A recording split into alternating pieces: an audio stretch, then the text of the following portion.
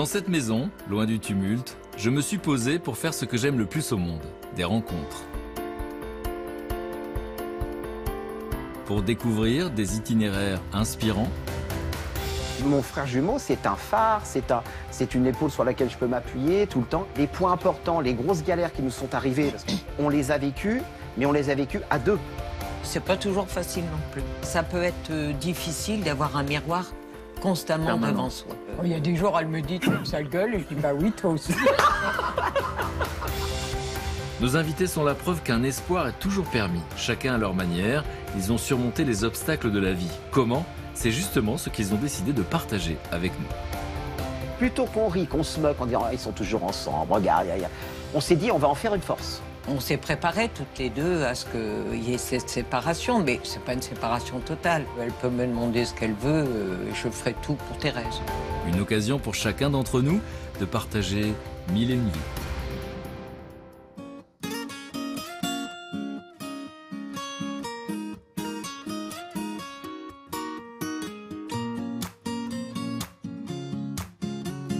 Mais à cet instant précis, j'ignore encore tout des émotions que je vais vivre ce jour-là.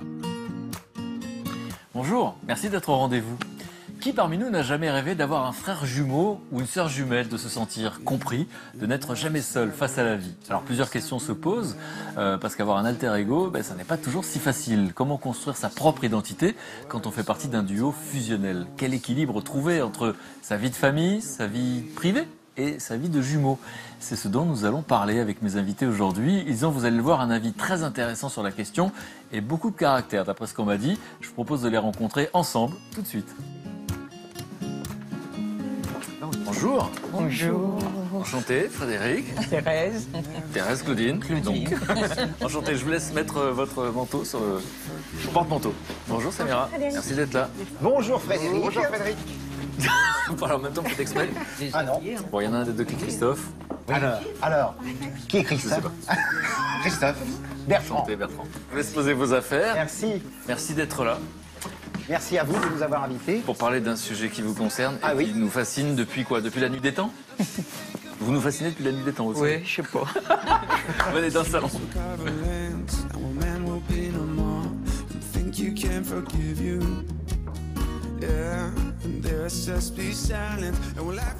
Soyez les bienvenus, je vous laisse vous installer. Thérèse, Merci. Christophe, Bertrand puis Samira. Je vous laisse vous servir à boire, il y a du café, du thé, des jus de fruits. Merci. J'avoue que je suis curieux de savoir si vous prenez la même chose. Thérèse et Claudine, vous buvez la même chose? Oui. Et Comme là, par hasard. vous ne buvez pas la même chose? Ah, moi je vais être au thé. Moi au jus de fruits. C'est assez incroyable parce que je crois savoir, alors que c'est la première fois que je vous rencontre, qu'il y a une vraie différence dans votre manière de vivre votre gémellité, puisqu'au fond, il y a des milliards de questions qui se posent, parce que c'est un fantasme depuis le début de l'humanité. Et vous, vous le vivez de l'intérieur. Oui. Et puis finalement, on se pose toujours la question, moi quand j'étais ado, je rêvais d'avoir un frère jumeau. Je n'avais pas de frère, mais je rêvais d'avoir un frère et jumeau parce que j'avais l'impression que je serais compris par lui. Toujours, que je pourrais affronter la vie, vous nous direz si c'est ça la réalité. Et puis surtout, comment on vit cette gémellité? Est-ce qu'il faut se distinguer, se différencier? Vous ne buvez pas la même chose. Je crois que vous avez fait attention de vous distinguer assez rapidement, on va voir. Et dans votre cas, vous avez réalisé quelque chose d'assez incroyable, puisque vous avez vécu 50 ans sous le même toit, avec vos maris et vos enfants. Oui. Et qu'en ce moment, il y a une petite rébellion. On peut le dire comme ça? Bon, ça va. En ce moment, on ne dit pas vos âges, c'est comme les actrices, on ne demande pas les âges? Ça nous est égal. 77. Au mois de mars. 77 ans. Au Et mois donc, de mars. depuis 3 mois, Oui. il y en a une des deux qui a décidé qu'il fallait quand même qu'on arrête d'être fusionnel. Elle s'émancipe à 77 ans. Voilà. On est d'accord, c'est vrai? C'est le destin qui fait ça. D'accord. On a vendu ce qu'on possédait dans le Nord et que moi j'ai fait un choix d'aller vivre à Chamonix près de mes enfants et que Thérèse, elle se sentait pas d'attaque à rester dans le Nord toute seule, donc elle m'a suivie. Mais ça ne nous empêchera pas de nous voir, mais on ne vivra plus dans la Mais même. c'est une nouvelle situation. Voilà. Et Thérèse, pour vous, c'est quelque chose de spécial. Oui, mais je l'accepte puisque c'est comme ça s'est fait. C'est le hasard de la vie. C'est quelquefois compliqué, mais il faut l'accepter. Bon, en tout cas, vous avez vu que ça fait réagir des gens qui sont dans la même situation de gémellité. Et on va voir effectivement ce qui vous différencie. Et puis, Samira, qui est psychologue, et vous n'êtes pas spécialiste de la gémellité, mais c'est un sujet qui vous fascine. Bah oui, comme tout un chacun, parce que donner la vie à une personne, c'est déjà très beau, c'est miraculeux, mais alors, double vie, c'est extraordinaire. Et d'autre part, moi, ce qui me fascine, c'est le fait que deux personnes puissent vivre l'expérience de la dualité, l'expérience d'un autre avec lequel ils vont grandir, ils vont ressentir des choses, et puis surtout, ils vont vivre une intimité affective très profonde. On parle même, j'ai appris ça récemment, du baiser des jumeaux. C'est magnifique. C'est-à-dire qu'il y a vraiment un amour, en fait. Donc, en tout cas, un affect, vous Je confirmez? dis souvent que nous avons, par rapport aux autres, on a 9 mois d'avance sur les autres. C'est-à-dire? Bah, on se connaît intra-utérin 9 mois avant tout le monde. D'accord. Pas tout à fait. Parce qu'on est prématuré, on est né à 7 mois et demi. D'accord. Donc on a 7 mois et demi d'avance, si on veut être précis. Alors, il y a un cliché qui voudrait que dans les jumeaux, il y a un dominant, un dominé. Est-ce que vous confirmez ça? Oui, oui. Alors, est-ce que vous pourriez deviner, vous, qui est Bah, le dominant, qui est le dominé chez oui, eux? moi j'ai deviné parce que monsieur est plus fort que son frère, donc ma sœur est un petit peu plus forte. Ah, donc c'est votre sœur. Donc je trouve que ça va avec les kilos. Donc, c'est un rapport avec les kilos. Bah, Et- c'est celui qui est sorti le premier. Alors, est-ce que c'est vrai? je vais préciser. Il y a le dominant naturel, hein, voilà, qui ne le fait pas exprès. Hein, parce que c'est sa nature, il sait qu'il a pris l'ascendant sur son frère, il le voit, il le sent. Et puis son frère aussi, c'est qu'il a l'ascendant. Mais l'ascendant, vous le confirmez? Ah oui, Parce qu'attendez, elles ont deviné que c'était vous, c'est vrai? oui, oui, c'est moi. Enfin, je suis un ex-dominant. Et c'est extraordinaire. À l'adolescence, il y a une prise de conscience. Et je me dis, mais qu'est-ce que je suis en train de faire avec mon frère? C'est mon larbin. Et je me dis, mais alors, les copains m'en parlent, mais t'as vu ce que tu fais faire à ton frère? Non, mais c'est pas ton esclave. C'est quelque chose qui se traduit très petit, à la petite enfance, vraiment à la petite enfance, parce que maman nous racontait que mon frère faisait, à l'âge d'un an et demi, il faisait tomber un jouet par terre, il me faisait un. Et donc j'allais lui ramasser et je le lui donnais. Donc, on va parler de ça, de comment ça se met en place, parce qu'effectivement, on va retracer votre histoire. Ah oui. Et on va faire un flashback. Est-ce que vous, spontanément, vous pourriez deviner qui est l'ascendant? Alors moi je pense que c'est madame qui est partie vivre un petit peu sa... C'est Claudine. Oui, c'est Claudine. Oui. Donc. Parce que tout à l'heure on entend, moi je suis parti et ma sœur m'a suivi, mais il y a le dominant va prendre la décision. Et vous confirmez? Oui, Oui. il dominait. Mais vous le reconnaissez toutes les deux? Oui. Et donc- Thérèse, ça ne la dérange pas. De ramasser vos Ah, jouets? non, j'ai jamais ramassé les jouets de ma sœur, je m'en souviens pas, mais Dis le dominant. c'est comme ça, quoi. Et dans le sport, ça a été pareil.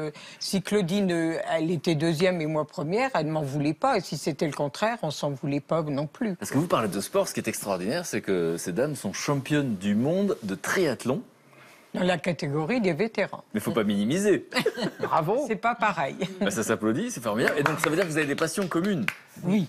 Toutes nos passions, elles ont été communes. On a fait énormément de cheval étant jeune. Après, on a fait du ski. Après, on s'est mis à courir, à faire du triathlon. On courait le marathon ensemble. On s'entraînait ensemble. On courait ensemble. Et comme elle dit Thérèse, parfois, au début, Thérèse courait mieux que moi, quand j'étais pas derrière elle, elle se retournait et elle me cherchait. Et un jour, il y a quelqu'un qui lui a dit « Mais Thérèse, fais ta course, ne t'occupe plus de ta jumelle. Libère-toi de ta sœur. Libère-toi de ta sœur. » Et à partir de ce moment-là, elle s'est libérée de moi et elle a fait sa course. Et quand on faisait que de la course à pied, elle était toujours devant moi, mais ça me choquait pas du tout. Vous le croyez? Oui, oui. D'accord. Oui, oui. Et dans votre cas, passion commune Oui, pour le théâtre? oui, tout à fait. Le On a théâtre, le spectacle, l'animation, apporter de la joie, de la bonne humeur. Et je rebondirais sur ce que disait Claudine. C'est vrai qu'il y a un esprit de compétitivité chez les jumeaux. C'est ça l'ambivalence de la relation gémellaire, c'est que vous êtes à la fois dans vous assumez aller sur l'au-delà de vos capacités, mais vous n'avez pas envie de laisser votre frère jumeau en reste. C'est-à-dire que le réflexe de dire est-ce que ma sœur est derrière, ça traduit aussi ce que nous vivons. C'est-à-dire que nous, on a effectivement eu des étapes dans notre vie où on a passé des concours, des diplômes, des choses comme ça. Et même pour les notes, etc. Moi, j'étais pas tout à fait satisfait si mon frère n'avait pas eu une bonne note aussi. et moi pareil. C'est un sentiment, on a besoin que l'autre réussisse aussi. Soit aussi bien qu'on est bien. Oui.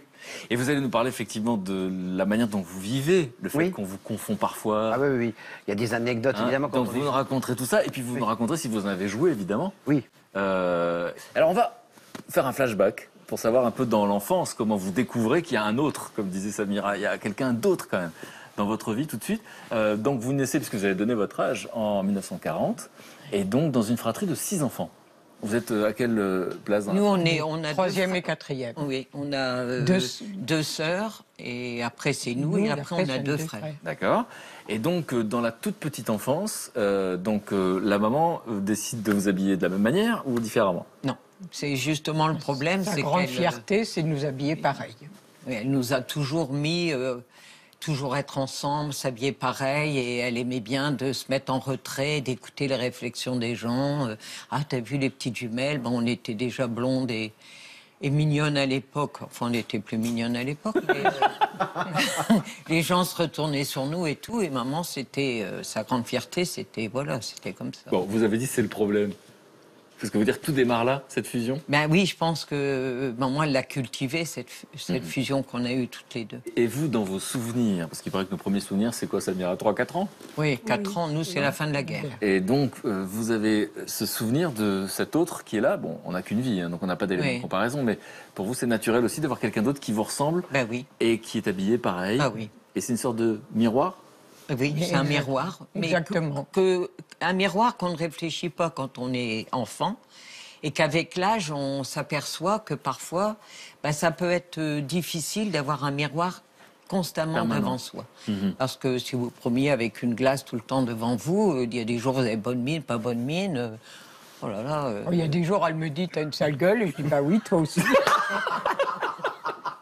J'avais jamais pensé à ça. Parce qu'effectivement, parce que cette ressemblance physique que nous on trouve, vous la trouvez aussi? Oui. Oui, quand même. Sur les photos, vous Oui. Bah, surtout les photos jeunes. vous confondez parfois sur les photos? Oui, Oui. petite, oui. Oui. Il fallait que je regarde les jambes de Thérèse qui avait était- les plus petites jambes pour voir que c'était elle sur la photo. D'accord. Ressemblait vraiment. Alors, si on revient à la toute petite enfance, vous êtes dans la même classe? Oui. Oui, toujours. Ça, c'est normal. C'est De toute façon, on est aussi nuls l'une que l'autre. C'est ça qui est bien aussi chez les jumeaux, c'est qu'on se peut se consoler. Il y a aussi quelqu'un qui est aussi nul que nous. C'est vrai. Ah oui. Et il vaut mieux d'ailleurs, parce que ce serait difficile. Est-ce qu'il y en avait un des deux qui était meilleur à l'école pour vous? Alors justement, nous, on a créé, enfin, pour nous, être jumeaux, c'était une grande force au niveau de la scolarité. C'est-à-dire que pour le collège, moi j'avais une dominante littéraire, et mon frère jumeau a une dominante plus scientifique, plus mathématique. Donc il m'aidait à faire mes maths et je l'aidais à faire ses compositions, voilà, etc. Et on s'est entraidés justement pour améliorer notre niveau avec nos forces et nos points d'appui sur effectivement les connaissances qu'on pouvait avoir et qu'on pouvait mobiliser pour l'autre. Donc vous vous aidez, vous ne vous comparez pas là? Ah non, Non, on s'aide. non, on s'aidait. Donc vous êtes dans la même classe là aussi, Oui. Alors, Là, tout de suite. oui. et à un moment donné, on va vous séparer. Alors, la petite enfance, effectivement, on était dans la même classe en maternelle, Maternelle. cours préparatoire, et en CE1, on a décidé de nous séparer. Donc, Donc vous dites on, c'est quoi? C'est l'institution. D'accord. Et effectivement, comme vous disiez tout à l'heure, on avait, nous, on était fusionnels au départ. C'est-à-dire qu'on se recherchait, on aimait être ensemble, etc. Et forcément, la séparation en CE1 a été pour nous un peu délicate. Et C'est-à-dire quel souvenir vous avez? On vous l'annonce comment? on nous l'annonce la veille de la rentrée. Oui, la baillie. C'est un traumatisme du coup. Oui. Ah bah oui. Vous vous rappelez de ce que vous ressentez à ce moment-là? Oui. Oui. Donc on n'est pas seul. Pendant des années, on n'est pas seul. On a notre double. C'est ça, c'est-à-dire que nous, on notre est miroir. seuls. On a notre deuxième mois. Moi, je dis c'est notre deuxième mois. On a le deuxième mois et à un moment donné, tout s'écroule. Perte de repères. Comme si vous alliez dans un milieu hostile, vous ne savez pas où vous êtes. On se sent Complètement fragile. Oui, Voilà. et moi j'avais le sentiment de perdre une partie de moi, en disant mais je vais être plus vulnérable. Et c'est vrai que nous, la gémellité, pour nous, mon frère jumeau, c'est un phare, c'est une épaule sur laquelle je peux m'appuyer tout le temps. Et c'est vrai que c'est une grande chance d'avoir un frère jumeau. Vous disiez tout à l'heure, Frédéric, que vous auriez bien aimé parce que ça C'est permet... fantasme qu'on peut avoir. Oui, mais c'est vrai. Moi, nous, on l'a vécu comme ça. Et on le vit toujours comme ça. Les grandes décisions, les points importants, les grosses galères qui nous sont arrivées, parce qu'on vous racontera aussi, on les a vécues, mais on les a vécues à deux. Et ça a été une grande force. C'est-à-dire que vous n'affrontez pas la vie seul. Parfois, vous avez un entourage qui vous encourage, qui est bienveillant, etc.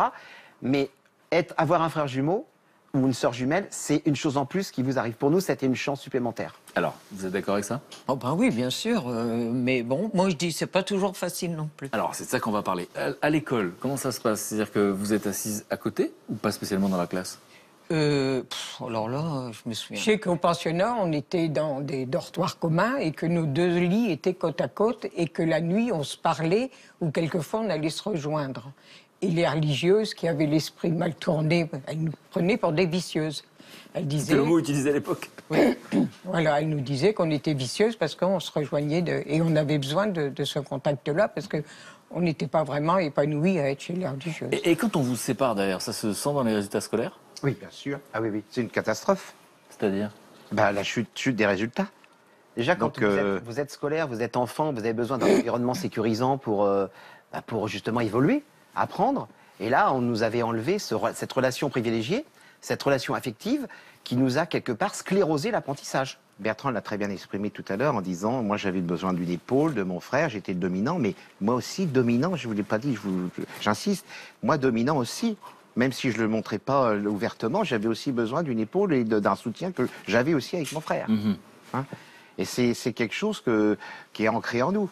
Moi, n'importe quelle heure, mon frère peut avoir besoin de moi, même encore maintenant, à notre âge. Moi, j'arrive, j'accours, je vole, n'importe quelle heure du jour, de la nuit. Ça, c'est bien.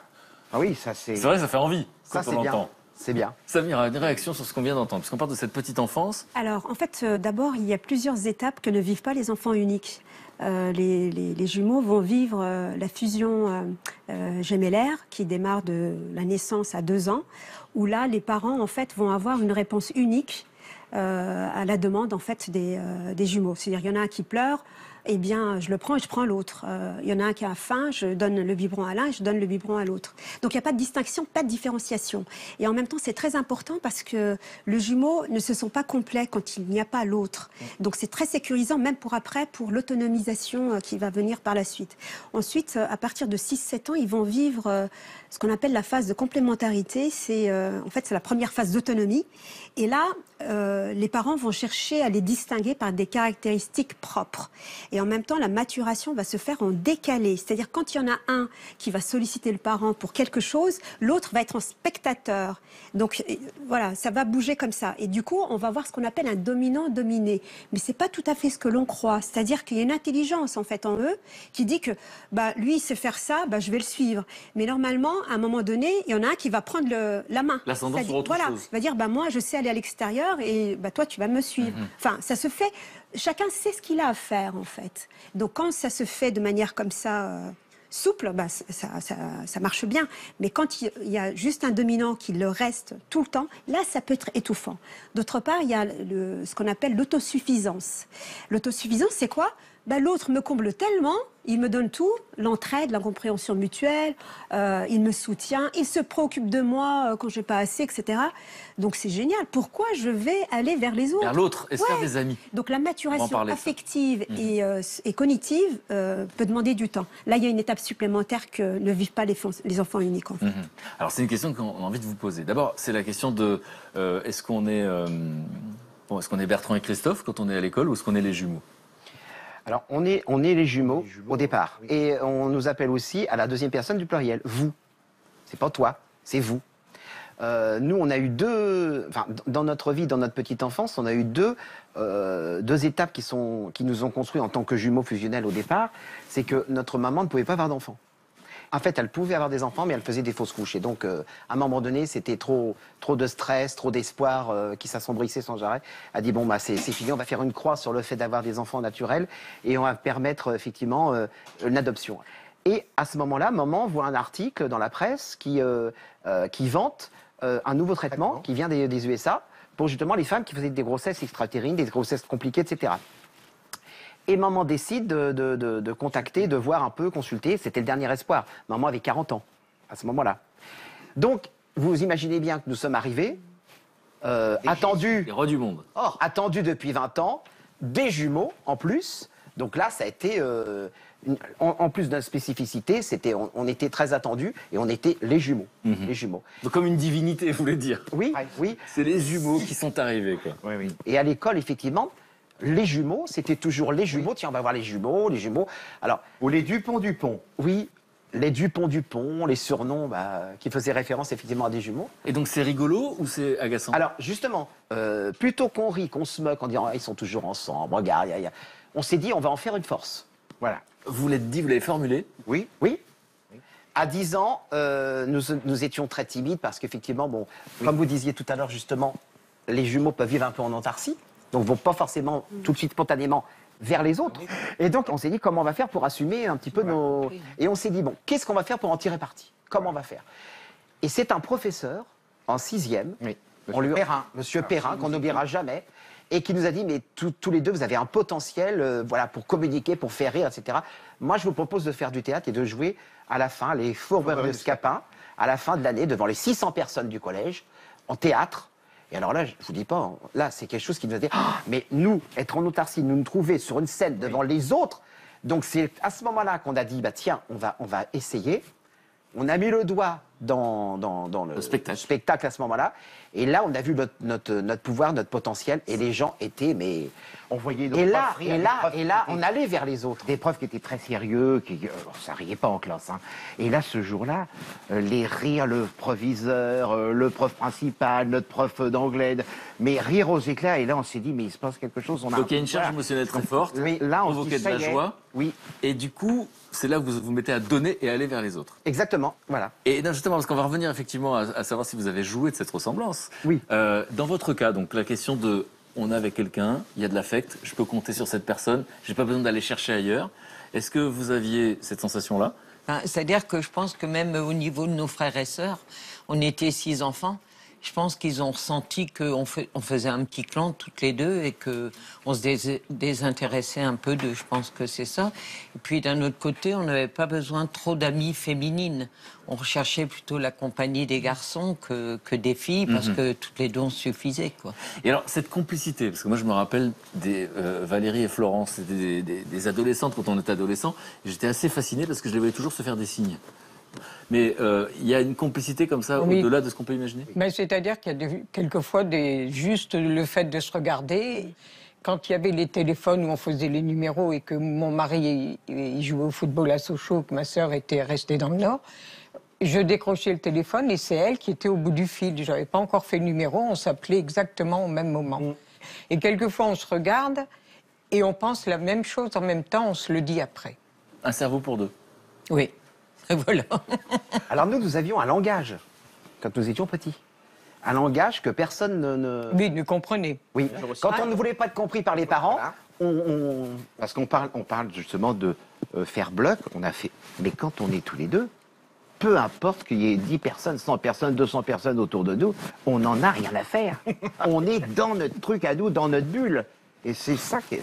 Et encore aujourd'hui, hein. Je ne comprends pas, alors qu'à ce moment-là, comme vous avez l'air tellement fusionnel, peut-être plus à la limite que nous, que vous soyez On ne peut pas séparés. être plus que nous, parce que nous, il n'y a personne qui a Oui, vécu mais comme ils ont nous. l'air tellement fusionnels. Nous que étions non. fusionnels, là, nous étions parle- fusionnels. Ah, Mais à l'époque, ils vous Nous séparent. étions Mais fusionnels, qu'est-ce qui vous- mais qu'est-ce nous qui a avons eu la fait volonté de construire une famille, parce que moi, je voulais effectivement avoir une femme, des enfants, Alors, on va en et, parler, on va en parler. et Christophe aussi. Oui. Donc évidemment, avec votre frère jumeau, c'est difficile d'avoir des enfants. On va en parler effectivement Non, parce que c'est c'est pas votre ça, mais- principale différence. Effectivement, c'est que là on est sur l'enfance et l'adolescence et on va parler de comment ça s'est passé puisque vous avez vécu 20 ans, pardon, 50 ans sous le même toit avec Oui, les oui. maris et les enfants.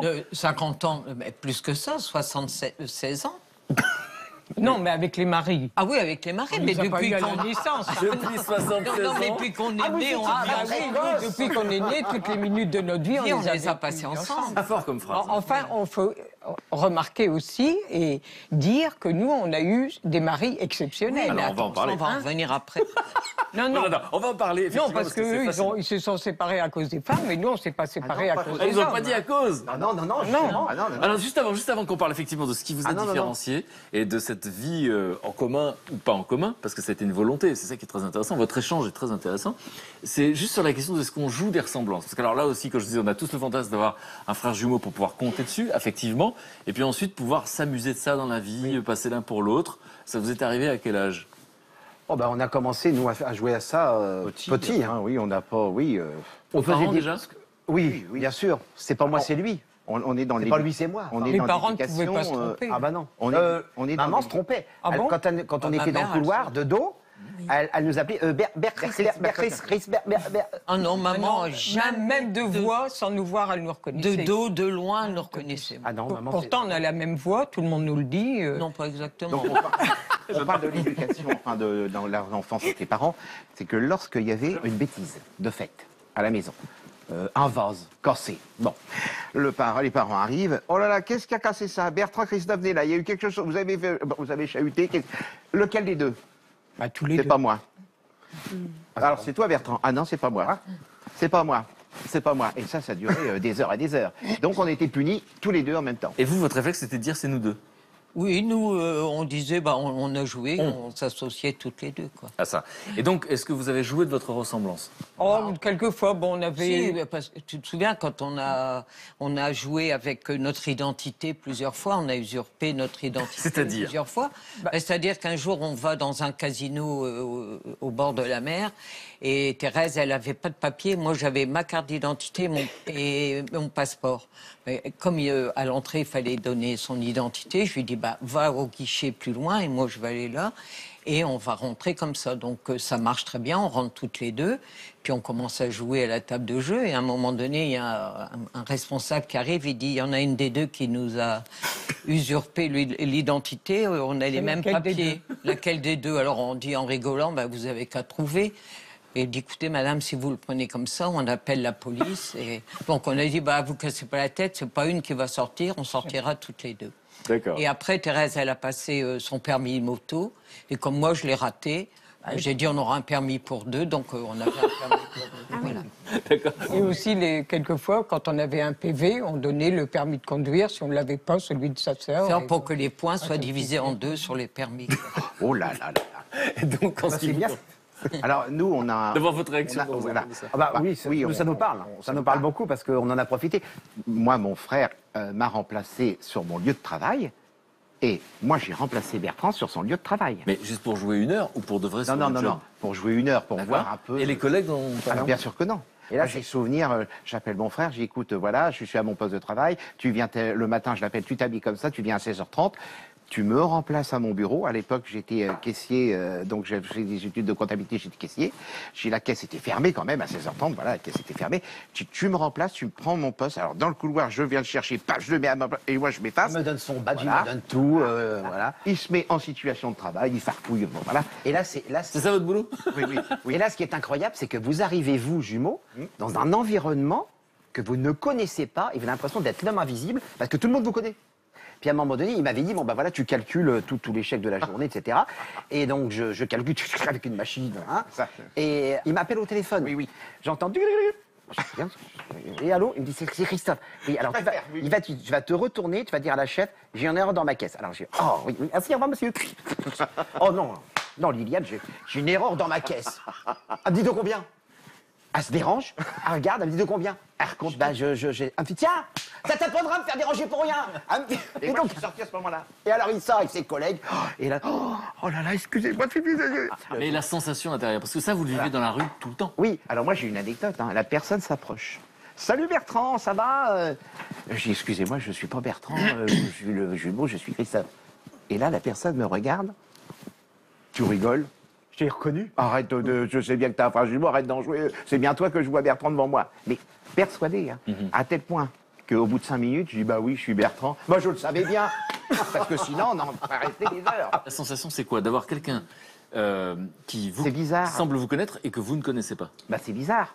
Parce que on est devant quelqu'un, voilà, qui est, nous on est la personne qui reconnaît, mais nous on ne connaît pas, on peut pas être en C'est commune. étrange. Et pourtant, puis alors- vous n'êtes pas si différents que ça. Parce que moi, je peux vous rencontrer maintenant. Même s'ils ne sont pas ensemble. Ah Là, ouais, ils sont côte bien à côte. sûr. Ah oui, Ouais, Oui. c'est pareillement. et nous, Vous les reconnaîtriez si elles n'étaient pas côte à côte? Oui, Oui. si Bon, moi, Claudine était toute seule dans la rue, vous sauriez que c'est Claudine? oui, oui, oui. Ah À bon? quoi? La bouche est différente un peu. Alors, Non, on va mais jouer on cette erreur. Alors, Non, non, mais on a des différences, c'est sûr. C'est ce que je Mais vous disais séparément, tout à c'est quand même difficile. oui, Ça vous c'est arrive dans la rue pour vous séparément. confondre? Oui, moi, j'ai rencontré des gens dans le magasin de mes filles et tout ça, donc... Que moi, j'ai pas que rencontré. elle n'a pas rencontré. Et alors les gens ils viennent me dire, oh dis donc, je t'ai rencontré dans la rue, tu faisais la gueule, tu m'as même pas dit bonjour. Ben, je dis non, c'est pas moi, c'est ma jumelle. Donc ça c'est un handicap aussi parce que voilà. Ça crée des relations bizarres. Bizarre, oui, oui. Parce que les gens ne sont pas obligés de vous croire. Alors, Oui. à comment fait. ça se passe? Et on va voir comment, effectivement, lorsque vous décidez de fonder une famille, vous décidez de vivre sous le même toit, c'est très spécial, et vous décidez de ne pas le faire. Mais à l'adolescence, comment ça se passe quand on rencontre l'autre, dans les périodes de séduction? Voilà, oui, alors c'est... Est-ce que, mais déjà même psychologiquement parlant, est-ce que finalement, ce sont les mêmes êtres humains qui vous attirent? Est-ce que d'ailleurs, est-ce qu'il y a des hommes qui sont attirés par eux? Bah, ils disent non, je sais pas. Enfin, vous voyez ce que je veux dire, la question de, Moi, est-ce que vous êtes différents? je n'aurais jamais épouser une femme blonde. J'aime que les brunes. Et Et vous, moi, j'aime les blondes. donc vous Donc on étiez savait réglé. déjà qu'au niveau Donc vous des... n'avez pas On été attiré aimait par les que les mêmes. blonds, nous. Et vous étiez attiré par les mêmes. Par les blancs. Les blonds. Les blonds aux yeux bleus. Les blonds aux yeux bleus. Voilà. Et ça veut dire que vous étiez à l'adolescence, comme ça, quand on est jeune et qu'on voit comme ça, vous étiez attiré par les mêmes gens. Oui, le même type d'homme. Est-ce que- D'ailleurs, Quand Jean-Pierre il est venu manger chez mes parents dans le restaurant, tout de suite, il nous a plu à toutes les deux. Et c'est après qu'il a amené son copain, mon mari, qui est venu, mon mari, et que les couples sont formés, mais on ne sait pas bien par quel hasard ça s'est fait, quoi, en fait. C'est extraordinaire quand vous le racontez, parce qu'on a l'impression que ça aurait pu être le contraire. Oui, Oui, exactement. exactement. Mais ça Oui, n'aurait parce qu'il peut-être nous pas a- aussi bien marché. il nous a dragués toutes les deux en même temps. Oui. Et moi, j'ai dit, il me plaît bien. Elle me dit, oh bah oui, moi aussi. Mais j'avais pas rencontré Max. Après, il est venu avec son copain, et puis, je sais plus, on se souvient plus, mais ça Ça s'est fait naturellement. Voilà, comme ça. Mais Pourquoi quand que il drague, Jean-Pierre à l'instant, par exemple, où ils draguent toutes les deux, est-ce Oui. que c'est parce qu'on n'arrête pas de se demander depuis tout à l'heure. Je suis sûr que Samira se pose la question. C'est doit être très étrange d'être pris pour la moitié de quelqu'un. Et donc, quand on est dragué indifféremment, soit moi ou l'autre, déjà, c'est quoi cette sensation? Ah oui, c'est-à-dire À que c'est l'adolescence. vrai qu'on se ressemble, et pourquoi il vient vers moi et pas vers elle? De Donc, toute façon, on a eu des copains, des petits flirts différents, toutes les deux. oui. On n'avait pas les mêmes. Mais quand on même. aimait bien toujours à peu près le même style d'homme. Et puis, Est-ce que, et au moment, par exemple, si on prend la rencontre avec vos maris, puisqu'au début, il y en a un des deux qui Oui. deviendra votre mari, Oui. qui va draguer les deux, oui. est-ce qu'il y a, même si ça n'a pas duré longtemps, une sorte de rivalité en se disant, waouh, il nous plaît tous les deux? Bon. Assez vite dans Est-ce votre que vous histoire. avez dit à un moment donné, bah, je te le laisse, par exemple? Non. Non, parce que après, c'était l'équipe de football de Valenciennes qui, le dirigeant, le président, invite l'équipe de foot à manger dans le restaurant de mes parents. Et comme nous, on travaillait, on servait, voilà, ça s'est fait comme ça qu'il a un petit peu dragué les deux. Et après, l'équipe est partie et il a dit à Max, le mari de Claudine, tiens, j'étais mangé dans un restaurant, il y avait des jumelles, je t'emmène les voir. Et puis on a commencé à sortir tous les quatre, et ça s'est fait. On ne sait plus comment d'ailleurs. On ne sait plus comment, et ça s'est C'est fait tellement- romantique, mais on ne sait Non, plus. c'est vrai. Non, parce que c'est vrai qu'à notre époque, on n'avait pas une liberté de draguer les garçons comme on peut le faire maintenant. Et finalement, ça s'est bien fait que Claudine et Max et moi Jean-Pierre, parce qu'ils Pourquoi étaient très différents de caractère. Et ça a bien marché comme ça, quoi. Le contrat n'aurait pas pu se faire autant. Ça aurait peut-être moins bien marché, oui. Peut-être. J'aime bien peut-être. C'est fascinant ça. Ah, Donc oui. votre rencontre, c'était dans un milieu commun, vous étiez toutes les deux à travailler. Oui. Bah, Voilà. Je trouve que c'est bien parce que ça vous a permis de connaître au même moment, voilà. Deux garçons. Voilà. C'est très important parce que nous, en on a, même temps. parce que nous, on En a même vécu, temps. on a vécu une situation qui est totalement différente, qui a été un peu même conflictuelle à un moment donné. Nous, on était dans deux milieux professionnels différents, et c'est souvent avec le milieu professionnel que vous trouvez votre âme C'est sœur. des En fait, rencontres. c'était- voilà. Christophe, il a connu une première personne, un premier flirt sérieux. Oui. Donc, il a connu un premier flirt. Et donc, à un moment donné, j'ai vu mon frère partir avec cette fille-là. Et j'ai eu le sentiment, j'ai dit, oh là, j'étais heureux pour lui, mais je me dis, je perds mon frère sur cette relation, fraternelle, gémellaire. Vous vous rappelez de cette sensation? Oui. Et c'est rigolo ce qu'il dit, parce que moi j'étais super content, on batifole, on a les yeux, la bouche en cœur, voilà, les petits oiseaux. Gazou, gazou. Et j'avais des scrupules. C'est rigolo. Ça parce vous que- sentez coupable? Oui. Coupable d'être heureux? Coupable Et la d'être sensation heureux, de de laisser l'abandonner. mon frère. Il faut absolument que je fasse attention à lui, parce que là, je l'ai laissé sur le carreau. Est-ce qu'il y en a un des deux, il y a prescription, qui avait plus de succès que l'autre? Alors, oui. Il avait sa cour. Alors, il était- Et moi, j'avais les miettes. Oh, les miettes. Ah, mais moi, je me rappelle au collège, il avait. J'ai toujours été très irrésistible. Et c'est quoi l'explication? Puisque physiquement. Alors, vous je commençais à m'habiller différemment. Il était mal habillé, donc il avait des miettes. C'est ça?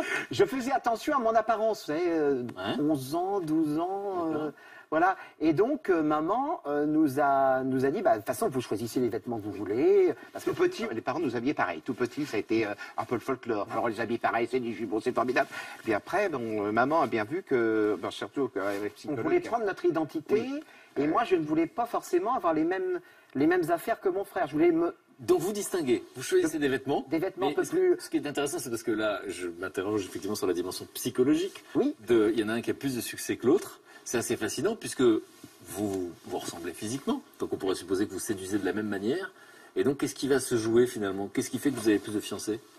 Je pense que tu faisais plus rire Oui, que moi. oui, oui. Parce qu'on est quand même jumeaux, on est monozygotes, nés du même œuf, mais on a quand même des caractères un peu différents. C'est-à-dire que moi, je suis beaucoup plus lunaire, créatif. Christophe est très terre-à-terre, très réfléchi. organisé. Vous avez vu comment il le dit? Moi, je suis lunaire, je suis terre à terre. Oh oui, mais je sais bien, il me le reproche. Dans les spectacles, par exemple, moi, je crée, je fais des numéros, voilà. Et lui, combien ça coûte? Attends, on va faire ça, voilà. Et donc, voilà. C'est vrai que c'est quelque chose... Un bon partenariat. Oui. Enfin, moi, j'aime bien comment vous le racontez. Moi, je suis lunaire et lui, il est terre à terre.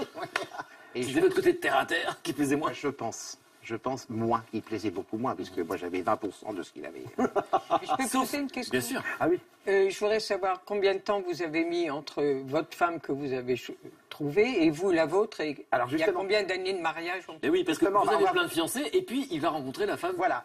Donc Avant. il rencontre une première fille, donc flirt, donc sentiment de voilà, il s'en va, etc.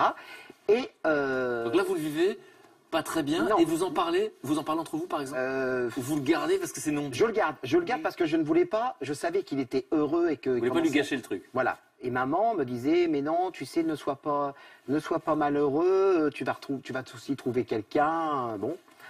Et au bout de 2 mois, 3 mois, avec cette fille-là, j'ai dit à Christophe, tu sais, Christophe, c'est pas une fille pour toi. Il me répond, parce que t'es jaloux. J'ai dit, non, je te dis que c'est... Je vous rappelle du dialogue. Hein. Ah oui. Et donc, j'ai pas de fille pour toi, elle va voir ailleurs, tu vas voir qu'elle va voir ailleurs. Et effectivement, bon, c'est arrivé, on faisait déjà les spectacles le week-end, etc. Donc elle n'était pas le samedi avec nous, le spectacle. Mais vous n'avez pas répondu à ma question. Ça arrive. Ça arrive doucement. J'adore votre franchise. Ça arrive. Et à un moment donné, donc, j'ai dit à Christophe, voilà. Bon, ça a cassé parce qu'effectivement, elle a couru plusieurs livres à la fois, et donc voilà. Donc ça a cassé. Donc vous le protégiez pour de vrai. C'est Oui. pas de la jalousie. Oui. J'avais senti, puis j'avais vu, puis on m'avait dit, bah, écoute, elle est en boîte de nuit, elle fricote avec un tel, puis c'est des grandes embrassades. Hein. Tu diras à Christophe. Et je lui ai dit, c'est pas une fille pour toi, méfie-toi. Et effectivement, il a été vérifier l'information. Et il a vu que c'était... Donc vous le protégiez vraiment. que c'était de la pas bienveillance. C'était pas de la jalousie, Voilà. c'était de la bienveillance. Que c'était de la bienveillance. Parce qu'on a envie que son frère soit heureux. Quand on est Malgré jumeaux. la sensation d'abandon. Voilà. Donc après, ils iront. Et alors moi, 2 mois après, la réponse arrive. 2 mois après, je connais ma femme. Nous, on aime les choses rapides. 2 mois après. Oui, vous êtes sportive, mais nous aussi. Et donc, à un moment donné, on arrive au bout de 2 mois, et je dis à Christophe, ben, écoute, j'ai rencontré Isabelle. Et c'est là où la question intervient. Combien de temps D'abord, est-ce que vous ressentez l'abandon ou pas Quand Alors il moi, rencontre- je saute de joie, je suis heureux pour lui. Et après, le deuxième effet, je dis, il va connaître aussi ce que j'ai connu, j'espère que ça va bien se passer, l'inquiétude, un peu un mélange d'inquiétude, de dire, est-ce qu'il va aussi me laisser comme moi je l'ai laissé lui L'arroseur Parce arrosé. que Donc c'est fou, c'est lui, le il a bonheur pas et la compris sensation pendant les d'abandon. 3 mois. Pendant les 3 mois où j'étais en couple, lui, il comptait après. Là, il comptait après, voilà. Mais Et c'est allé loin. Parce que j'ai présenté Isabelle un soir après le travail. J'ai dit, écoute, je vais te faire connaître Isabelle. Il est arrivé au café, il s'est assis, puis il a regardé Isabelle, il fait, bah écoutez, bonjour, je suis Christophe, le frère jumeau, vous n'êtes pas prête de rentrer dans la famille Olivry. Sympa. Premier accueil de elle ma s'en femme. rappelle encore, la belle. Alors maintenant, c'est les pires Les amis du monde. copains Mais du monde. à ce moment-là, vous dites ça, c'est une manière de la tester. C'est ce que vous ressentez Alors, vraiment. je ne l'ai pas dit comme ça d'emblée, c'est-à-dire qu'elle parle, on le parle, et puis elle dit une bêtise. Oh bah, si tu dis des bêtises comme ça, t'es pas prêt de rentrer dans la famille Olivry. Bon. Voilà, je n'ai pas dit comme ça N'essayez non pas plus de d'entrée. minimiser, c'est pas sympa. Ouais, mais là, Non, ce que je veux c'était dire- quand même Ce que assez... je veux dire, c'est l'envie du bonheur, l'envie de ne pas être abandonné. Les deux. Et là, je me retourne vers Samira. C'est complexe tout ça. Oui. En fait, lors de la première phase d'autonomie, à partir de 6-7 ans, le travail des parents est très important là. C'est-à-dire de les séparer, de leur consacrer du temps séparément, de favoriser même leurs particularités, leurs différences, parce que leur goût, leur individualité commence à se mettre en place. Et ça se poursuit à 12-13 ans, avec l'adolescence, où là, véritablement, la capacité de séduire un autre, une tierce personne, va mettre en place l'affirmation de soi et l'achèvement de l'individualisation. Parce qu'en fait, surtout dans votre cas, on sent bien que vous êtes une entité. C'est-à-dire, c'est pas vous qui allez décider de l'amour, envers un homme. C'est à eux de se décider pour nous. De vous choisir. On presque. peut être interchangeable. Non, en quelque on n'a pas sorte. ressenti ça comme ça. Quoi. Oui, est-ce que c'est la sensation que vous aviez, justement, de les choisir ou qu'ils vous choisissent? Ah non, ça s'est fait comme si on n'était pas Comme une jumelles, rencontre quoi. ordinaire, comme si on n'était pas Et jumeaux. d'ailleurs, on a eu beaucoup de difficultés parce que mon père, qui adorait le football et qui nous saoulait tous les dimanches avec sa radio, parce qu'il n'y avait pas de télé, à écouter les matchs de foot, n'aimait pas les footballeurs parce qu'il disait c'est pas un métier. Il aurait voulu qu'on rencontre des médecins, des dentistes ou des choses comme Vous ça. avez rencontré des métiers footballeurs. stables. Donc il voulait pas qu'on épouse des footballeurs. Et nous, on a dit si tu veux pas, eh ben on s'en va. Un jour, on a fait nos valises et puis on a dit, voilà, c'est ça ou c'est ça. Et Et la rébellion à deux était plus facile que... oui, bah, sûrement, oui, tout était plus facile Facile à à deux. deux. Et en tout cas, là, vous êtes en train de dire, bon, ben voilà, c'est comme dans les vies ordinaires, en tout cas de ceux qui n'ont pas de frères ou de sœurs jumelles, on s'est choisi, etc. Est-ce que je me trompe ou est-ce que celui qui est devenu votre mari, lorsqu'il vous a rencontrés toutes les deux, il a d'abord fait un bisou à elle? Oui. Oui. Oui. C'est troublant quand on y pense. Oui. Oui. C'est-à-dire qu'en fait, il va plutôt vous draguer, vous, Oui. finalement devenir Oui. le mari de Oui. Thérèse. Oui, c'est vrai. Vous Oui, avez- en sortant du restaurant, il a fait un petit bisou et bon, ça n'a pas porté à conséquence puisque les rôles, ils ont été inversés, mais C'est incroyable. voilà, oui. Et alors, donc, ils font partie de la même équipe, finalement, vos maris, à ce moment-là, ils se connaissent, et donc, ils sont déjà copains. Oui. Ils sont copains. C'est ça qui est fort, parce qu'évidemment, la question de savoir comment vos femmes vont s'entendre, j'imagine que quand on est à ce point lié affectivement, on espère que Alors voilà, les autres vont ça s'entendre. c'est quelque chose de très important quand on est jumeaux jumelles. Parce que finalement, vous n'avez pas répondu à la question de Thérèse. Non. C'est que finalement, c'est vous qui rencontrez votre femme d'abord, et vous, combien de temps après? La vôtre? 2-3 mois. 3 mois. Non, oui. est-ce que c'est votre mariage qui a fait que vous n'avez plus voulu être ensemble? Comme nous étions chez nos parents, nous n'étions pas mariés. alors que Oui, mais vous l'éducation, n'avez voilà. pas dit, tiens, on va se prendre un appartement comme beaucoup de jumeaux et Parce jumelles qu'elles ont vécu font. sous le même toit toute leur Nous, vie. on a vécu Ah oui. dans la même maison Voilà. avec les enfants. On Alors, était nous, huit avec personnes le sous le conjoint, même toit. on s'était dit, quand on aura chacun notre conjoint, notre âme sœur, ne serait-ce que pour l'intimité, et un minimum, chacun va se séparer, même pas dans la même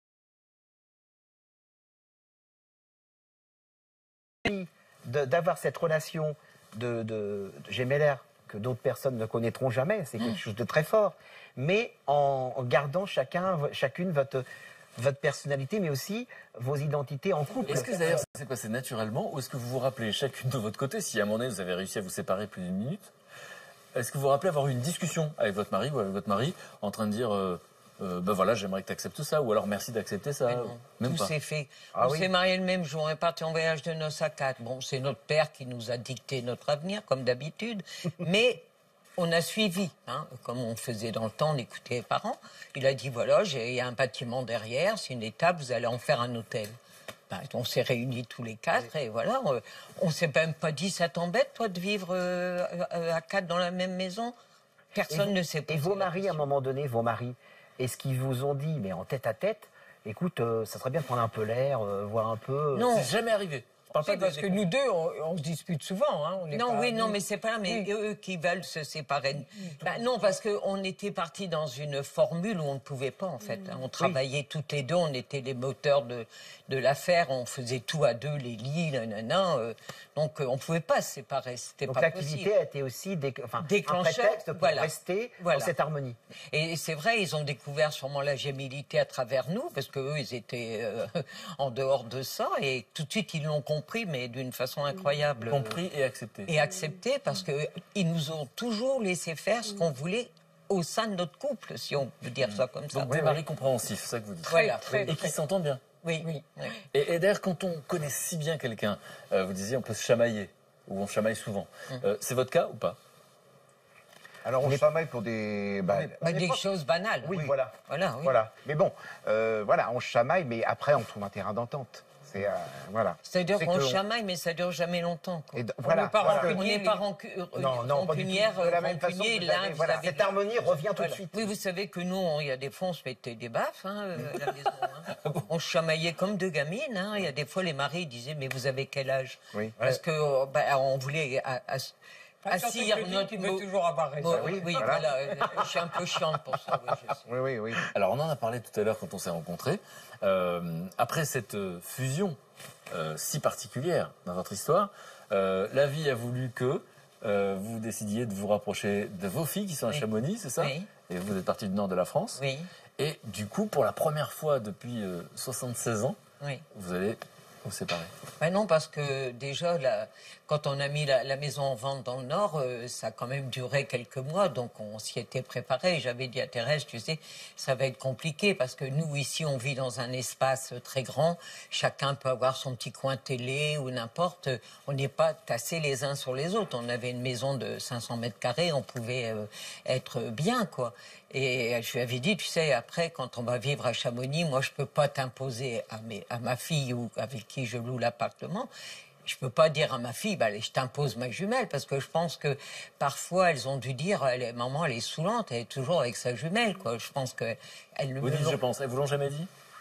Si, parfois, elles me l'ont fait ressentir en me disant, tu pourrais pas venir de temps en temps être sans ta jumelle. Bon, moi, je concevais pas l'idée de partir à Paris un week-end et de pas partir avec Thérèse. Donc, on s'est préparés toutes les deux à ce qu'il y ait cette séparation, mais c'est pas une séparation totale. Parce que donc, vous avez déménagé aussi, du coup. Oui. Mais pour nous qui n'avons pas de frères jumeaux, vous habitez dans la même ville. J'imagine que vous n'êtes pas si loin que ça. Oui. Vous continuez de faire des activités ensemble. Voilà. Et donc, ça reste quand même quelque chose de particulier pour vous. Pour Thérèse, oui. Oui, un petit peu. Enfin, il faut que je réagisse à ça. Il faut aller de l'avant. Voilà. Il ne faut pas que je m'enfonce dans la déprime, parce que... Et ça c'est très important, c'est que le conjoint a un rôle primordial à jouer. C'est-à-dire que nous, de rompre ce lien gémellaire, effectivement, il faut vivre un autre amour, quelque chose de fort aussi avec votre conjoint. Non, mais je pense que nous, plus on vieillit, plus on est attaché à nos hommes. Ben oui. Parce qu'avant, on était très... Oui, mais non, mais si. Vous dites quoi? Mais c'est pas si. Il te dit qu'il faut que l'homme est une grande. Oui, cette relation doit. Et nous, on était assez indépendantes. On s'occupait pas trop de ce que nos maris pensaient ou ce qu'ils avaient envie de faire. On vivait un peu notre vie. Et maintenant, avec l'âge, on se rend compte qu'il faut être plus présente avec eux. Oui. Parce que c'est l'âge qui fait ça. Quelque chose d'important. Vous dites, on se préoccupait pas de nos maris. Voilà. Et nous, ça a été l'inverse.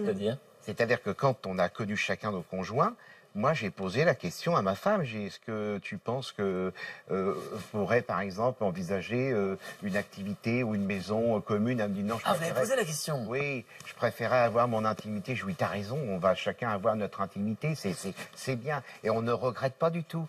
Votre histoire est intéressante, mais j'ai du mal, quand je vous écoute, à me projeter, parce que je ne l'ai pas vécu, d'avoir mon frère, ma belle-sœur, les enfants dans la même maison. Voilà.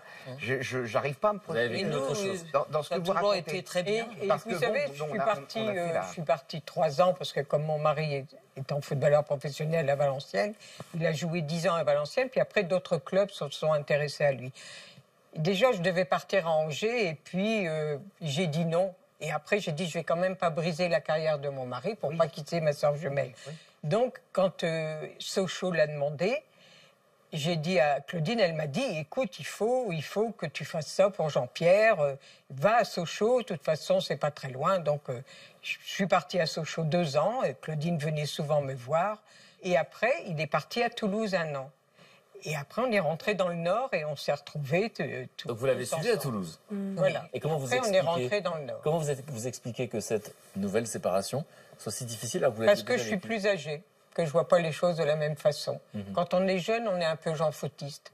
On voit pas les choses dramatiquement. On commence à être sage. On dit on vit le jour le jour. Dans votre réflexion, quand vous disiez à l'instant, si j'avais dit non, est-ce que si vous aviez dit non, c'est parce que c'est votre sœur qui vous aviez dit de dire non? Non. Non. C'est Et je ne vous-même voulais qui pas avez- qu'on me le reproche par la suite, Voilà. qu'on me dise Ça, t'as c'est brisé la carrière de C'est mon ça. mari Oui. parce que tu voulais toujours m'avoir près Eh oui, de toi. voilà, Ça, je voilà. ne voulais pas. Et Donc c'est là j'ai que dit à c'est- Jean-Pierre, tu pars.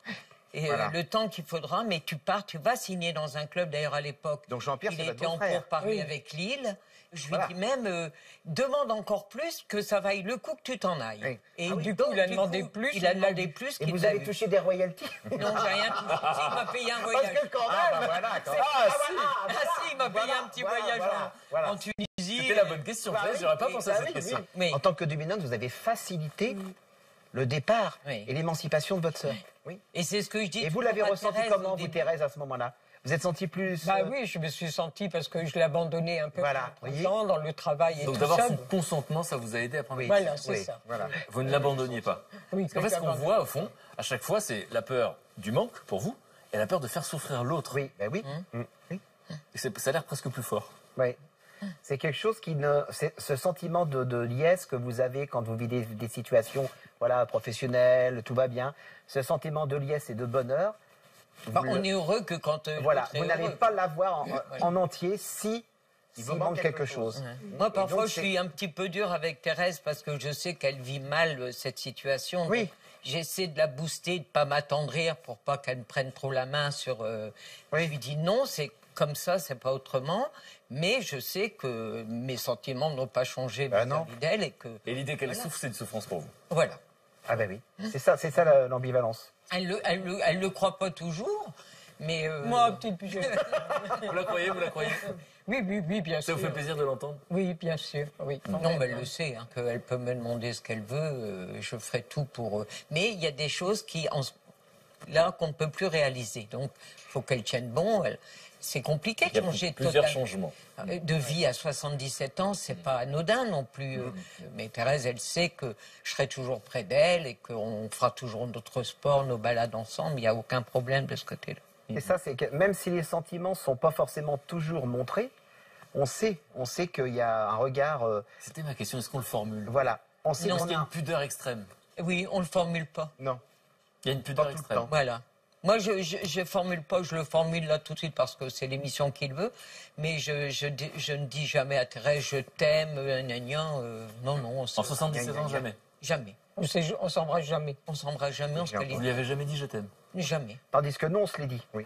Et dans le spectacle, à un moment donné, juste avant le final, on chante devant le public, devant une vidéo qui raconte toute notre histoire de jumeaux jumelles que moi j'ai créée. Donc en faisant cette chanson-là, j'ai fait la surprise à mon frère un jour, j'ai créé la chanson. Notre histoire, d'abord j'en parle, je suis un peu... Et j'ai créé la chanson, vers Christophe, j'ai quelque chose à te montrer. Et donc Christophe a vu la chanson que j'ai chantée en vidéo. Toute la Votre vidéo. histoire qui défile. De la naissance jusqu'à maintenant.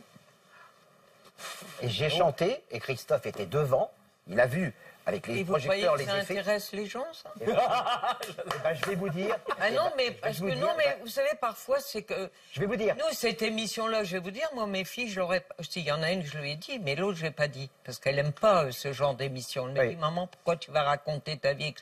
Moi, je suis venue exclusivement parce que c'est Frédéric qui l'a posé Oui. et que j'avais envie de le rencontrer. Mais non, mais c'est vrai, je le Donc, vous dis voulez dire quoi? Ce que vous sincèrement. voulez dire, c'est que cette chose si intime, Oui, je sais pas si c'est si ça intéresse. intéresse Mais si. tout le temps les gens. Alors, Je vais vous vous dire avez la que oui. sensation Je vais vous que dire que oui. Ah bon? À la fin du spectacle, les gens viennent nous voir. Il y a des dédicaces, tout ça. Ils viennent nous voir et nous disent ah, votre chanson, mon frère. Les gens pleurent. Les gens pleurent dans le. Parce que, quelque part, on les a touchés sur le fait d'avoir un frère jumeau, d'avoir une chance de plus dans la vie, d'avoir une épaule sur laquelle on s'appuie.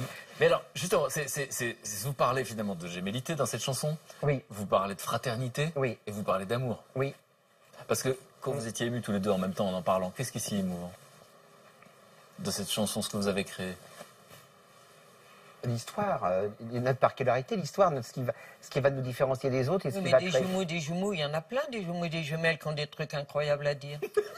Oui, Non, mais les- c'est vrai parce qu'il y en a plein qu'on ne fait venir jamais sur des plateaux, mais je suis sûre qu'il y a des gens... Vous savez, il y avait des Américains qui étaient séparés dans la vie et ils se sont trouvés, il y en a un qui était élevé dans un kibbutz et l'autre aux États-Unis. Mais en France aussi. Et à 40, 50 ans après, ils se sont retrouvés, ils avaient construit le même banc autour du même arbre, et leurs femmes, ils avaient donné le même prénom à leur premier enfant. Voilà. Et ils s'étaient jamais rencontrés, ils avaient été séparés. Alors, justement, une histoire comme ça, là, qui fascine, vous la comprenez? Ah bah oui, totalement. Oui. Mais parce que là, on est au-delà de la psychologie, j'ai envie de dire. Ah oui. Samira. C'est un mystère pour vous aussi? Bah oui, de toute façon, c'est le genre humain dans sa relation. Tout est question de la relation, en fait. Et comme chez vous, bah, ça a démarré avant l'heure, si je puis dire, puisqu'au bout de 3 mois, ils se touchent. Ils se sentent, ils se caressent. Un contact physique. Oui, ils peuvent même se taper parce que le bébé bouge, donc ils se donnent des coups. Donc ils sont dans cette relation en fait déjà l'un avec l'autre et qui après vont se séparer plus ou moins parce que chaque jumeau va avoir une vie. Là on le voit, c'est vraiment 2 vies séparées en parallèle et là 2 vies unies. Donc il y a C'est autant. pour ça qu'il y aurait un conseil à donner aux mères qui vont avoir des jumeaux, Ce des serait quoi jumelles, pour vous? c'est qu'ils ne les fusionnent pas trop tout le Absolument. temps et qu'ils les laissent leur personnalité Oui. s'éclater. Malgré ce que vous avez vécu qui est magnifique, vous dites Oui. ce conseil. Ben oui. Oui. Oui, parce que, vous voyez, quand on a dans la vie des moments où il faut se séparer, ce serait plus facile si on avait été élevé différemment. C'est fondamental de les parents, ils doivent consacrer du temps séparément, individuellement, à chacun des personnes. Parce qu'un jumeau, c'est une personne, avec une personnalité, avec des goûts particuliers, des besoins. Même si on a tous les mêmes besoins, mais pas au même moment. On n'a pas les mêmes sollicitations. On a des particularités, il faut les favoriser. Il faut même favoriser les moments de séparation. Et puis, il y en a un qui va aimer, je sais pas moi, faire du piano, l'autre du dessin. C'était le cas. Eh bien, on les sépare. Et plus ils se sont séparés, plus ils vivent plus facilement 12-13 ans la séparation et pouvoir tomber amoureux de quelqu'un, pouvoir avoir des amis très différents parce que on se comprend. Par contre, c'est vrai que la vie des jumeaux, de toute façon, ils vont s'influencer toute leur vie. Mais on peut vraiment vivre une vie autonome, habiter à 700 km l'un de l'autre. Et par contre, se téléphoner, évidemment, etc. Non, je ne crois pas que nous, dans notre camp, on vivrait à 700 km. Ça, on a compris. Non, parce que Là, justement, déjà, habiter à 300 Non, mètres, parce c'est que- beaucoup. Alors, Mais oui, parce que la 150 tristesse de kilomètres. Thérèse me rend triste. Et là, vous êtes en train de me dire que c'est 300 mètres. Oui, oui, Non. non, mais 300 mètres en plus. Mais vous Elle êtes en- habite à 300 mais mètres. vous êtes en train de vivre la séparation, en Oui, fait. oui. On est tous différents. D'abord, on est, même si on est des jumeaux monozygotes, on est différents. Voilà. Et cette Si on est particularité-là... préparé dès l'enfance, Oui, on souffre moins, oui, même à 77 ans, à 300 Oui, mètres. et doucement. C'est pour ça que plus tôt c'est fait, mieux les jumeaux vont pouvoir se séparer et créer leur individualité et leur identité. C'est-à-dire, elles ne se confondent pas avec l'autre, en fait. Et ce qu'il y a de très important, qu'on n'a pas forcément évoqué aussi, c'est la vie professionnelle. C'est-à-dire que vous avez exercé une activité ensemble, mais nous, on a pris 2 chemins différents. Donc la vie professionnelle aussi, la façon de travailler, la façon de vous accaparer votre travail, va forcément vous différencier. Mon frère est dans un gros groupe plus un peu fonctionnalisé. Il est un peu, voilà. Moi, je suis dans une association d'insertion, de formation, où là, justement, les postures sont complètement différentes. Donc, par le biais du professionnel aussi, les jumeaux arrivent à distinguer. se distinguer et prendre chacun leur identité propre. Et de ce fait, l'accomplissement de l'être se fait. Puisque je suis seule, même si j'ai un peu besoin de l'autre, mais je suis quand même seule et confrontée à la vie et à mes besoins et à l'autre aussi. Du coup, cette confrontation va me faire évoluer, grandir C'est tout à fait et ça. jouer avec la vie, en fait. Je peux prendre une décision, moi, mais j'en parlerai à mon frère. Oui, mais d'un Mais je autre l'apprends. côté- Mais je l'apprends. D'un autre côté, moi, quand j'allais à Chamonix voir mes filles une dizaine de jours, je me promenais dans la rue ou j'étais dans leur magasin, que je rencontrais des gens, je me disais, tiens, je rencontre quand même des gens qui s'intéressent à moi, alors que je suis toute seule. Vous savez, quand vous êtes toujours à deux, vous avez l'impression que les gens ils viennent vers vous parce que vous êtes deux, vous êtes jumelles. Et parfois, ça peut être un peu ça vous déboussole un peu. Oui. Tandis que là, à Chamonix, je rencontrais des gens avec qui je sympathisais. Thérèse n'était pas avec moi. Tiens, je suis intéressante, Tiens, moi je toute seule. peux être intéressante toute seule. C'est jouissif, en fait. C'est-à-dire, Oui. on s'intéresse à moi en tant que un. Oui, parce Pas que quand l'entité. on nous regarde, c'est parce que toujours on est à deux. Et des fois, quand on est dans la rue, je marche un petit peu en retrait de Thérèse, parce que le regard des gens, à la fin, ça me fatigue. J'ai plus envie qu'on nous regarde comme ça, donc je me mets un petit peu en retrait pour que... Ça n'empêche qu'on nous regarde quand même. Oui, Oui, bien sûr. J'adore votre couple. Mais vous ayez quand même cultivé votre ressemblance. Un aspect. Parce que vous êtes coiffé, par exemple. ben, vous êtes bien pareil. Non, mais c'est important. Vous avez les mêmes lunettes, vous avez même De toute quoi. façon, la ressemblance physique, même intellectuelle, va exister. Oui. Donc ça, on peut De pas... toute façon, même si j'étais rousse et Thérèse brune, je crois qu'on verrait quand même qu'on est jumelles. Oui, mais vous n'êtes pas brune et rousse. Non, mais parce que ça nous irait pas en plus. En individu propre aussi, dans le milieu professionnel, par exemple, il existe la reconnaissance. La reconnaissance de votre travail, de vous, c'est vous qui êtes reconnu. En tant que personne En individuelle. tant que personne. Nous, on a de la reconnaissance le week-end parce qu'on a été. Mais j'ai aussi besoin d'une reconnaissance individuelle Dans que mon j'ai travail, et là c'est du moi. lundi au c'est pas vendredi. nous. Et voilà, c'est bien moi. Alors justement, le sujet qu'on va aborder maintenant, ça devrait vraiment vous intéresser. On va parler de cet amour fraternel. Parfois ce sont des jumeaux, parfois ce sont juste des frères et sœurs qui sont capables de changer le monde, qui finalement prennent des initiatives dans plein de domaines, dans le domaine de l'environnement ou dans le domaine de l'entraide, de la solidarité. Je suis sûr que ça va vous passionner. Et d'ailleurs, je vois mes camarades arriver pour nous en parler. Brigitte, Luc et Marc. Salut les camarades. Bonjour. Je vous laisse vous installer. Bonjour. Alors, mon camarade Luc, on va parler de quoi aujourd'hui? Ah, mais aujourd'hui, je vais vous parler de jumeaux, mais de faux jumeaux, puisqu'il s'agit d'un garçon et d'une fille, qui sont très complices et qui veulent aller au bout de leur complicité, de leur amour, et qui veulent se le prouver, qui veulent essayer de le tester en faisant un raid qui allie humanitaire et défi sportif. Non, pas trop. Marc, on parle de quoi aujourd'hui? Alors, on va parler de deux frères qui sont pas jumeaux, mais qui sont très attachants et aussi très complices parce qu'ils ont voyagé autour du monde. Ça fait 15 ans qu'ils parcourent la planète pour nous parler d'une ressource aussi précieuse que mystérieuse, qui est l'eau. Donc un combat fraternel. Exactement. Voyage. Brigitte, Alors, moi, je vais vous parler aussi d'un frère et d'une sœur. Ils sont nés en France, mais ils sont aussi franco-américains. Et toute leur enfance, ils ont entendu parler d'une grand-mère, Marjorie, qu'ils ont très peu connue. Elle a connu énormément de monde, des personnes très célèbres, comme Coco Chanel, par exemple. Et donc, c'est une jolie idée. Ils ont décidé de partir à la rencontre de leur grand-mère, qui est décédée, hélas, mais sur le chemin qu'elle a parcouru pour mieux la connaître. donc parcours initiatique outre-Atlantique Voilà. sur leurs racines. Luc, Oui, alors moi, je voulais vous parler de Pauline et Charles. Pauline et Charles, ils habitent à Lambray. ils ont quel âge? Ils sont jeunes? Ils ont eu 24 ans. Pauline est fraîchement diplômée de droit et Charles est éducateur. Et tous les deux viennent de Lambray, dans Charente-Maritime. Donc ils sont frères et sœurs? Ils ont frères et sœurs, ils sont jumeaux. Alors, faux jumeaux, bien sûr, puisque c'est un garçon. Ils ont un beau sourire tous les deux. Et alors, ils font tout ensemble. Depuis ils étaient dans la même classe jusqu'en 6e. Après, ils étaient dans le même collège, mais voilà. Bon. Après, ils partent tout le temps en vacances ensemble. Les soirées, ils les font ensemble. Les amis, c'est les mêmes. Et ils ont eu envie de tester leur amitié, tester leur amour, parce que vraiment, ils sont très complices. Et ils ont eu envie de faire un raid. Vous voyez, regardez, le 4L Trophy. Est-ce que vous avez entendu déjà parler de ça? Pas du tout. Alors sans toi? Ah ben c'est Parce que attends, vous savez que les jumelles qui sont là, Claudine et Thérèse, ont fait Pékin Express. Oui, moi, je m'en souviens.